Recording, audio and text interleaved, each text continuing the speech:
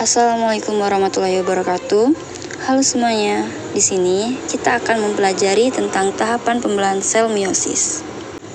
Sebelumnya, perkenalkan, nama saya Deni Sakran Nazara dari Prodi Pendidikan Biologi dan dari Fakultas Keguruan dan Ilmu Pendidikan. Nomor NPM saya A1D024029.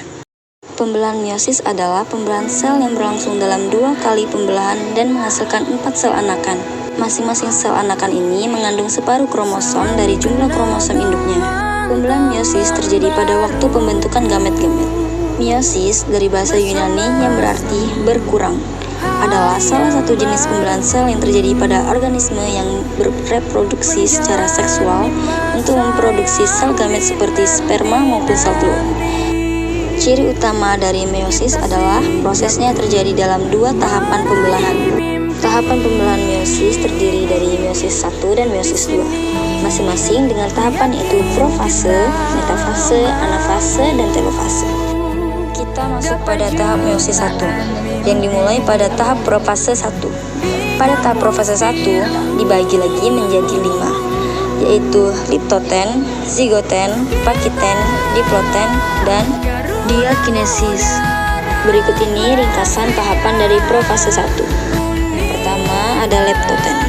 Pada tahap ini, kromatin mengalami kondensasi atau memadat membentuk kromosom. Setelah fase leptoten selesai, fase zigoten dimulai. Pada fase zigoten, kromosom-kromosom akan saling berpasangan dengan homolognya membentuk sinapsis, yaitu titik temu antara 2 kromosom homolog. Selanjutnya, pakiten. Pada tahap ini terjadi penggandaan lengan-lengan kromosom menjadi tetrad. Kemudian mulai terbentuk cisma atau daerah pindah silang pasangan kromosom homolog pada pembelahan meiosis pertama. Yang keempat, diploten. Di tahap ini kromatid mengalami pindah silang pada plasma sehingga terbentuk rekombinasi kromosom. Pada tahap terakhir yaitu diakinesis. Pada fase diakinesis ini, membran inti menghilang dan sentrosom membelah menjadi 2 sentriol yang bergerak ke masing-masing kutub. Sentriol merupakan organel atau komponen pada sel yang fungsi menarik kromosom ke masing-masing kutub.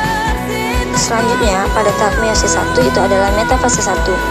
Pada tahap metafase 1, kromosom bergerak di bidang ekosentriol mulai membentuk benang-benang spindel yang berikatan pada sentromer kromosom.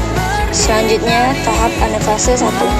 Di tahap anafase 1, kromosom homolog berpisah dan bergerak ke kutub yang berseberangan. Setiap kutub, sel memperoleh setengah jumlah kromosom sel induk.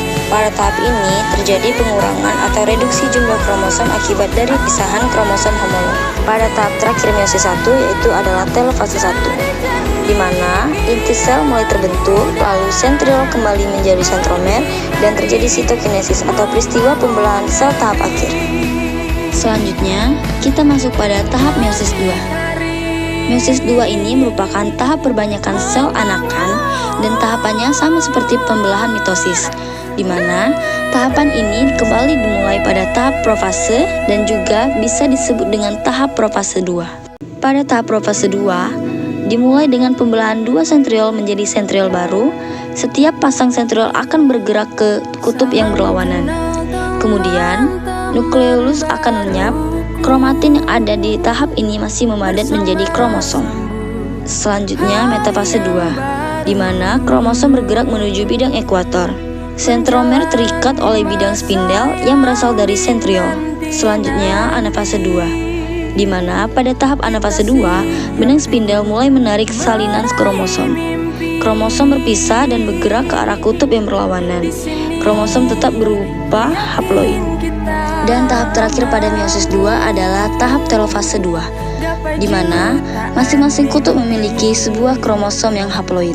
Benang spindel pada akhirnya akan menghilang dan pada tahap ini akan membentuk 4 inti. Setiap inti memiliki setengah pasang kromosom haploid atau 1 salinan DNA. Terakhir, terjadi tahap sitokinesis yang menghasilkan 4 sel baru. Baiklah, itu saja video pembelajaran saya tentang pembelahan sel meiosis. Terima kasih.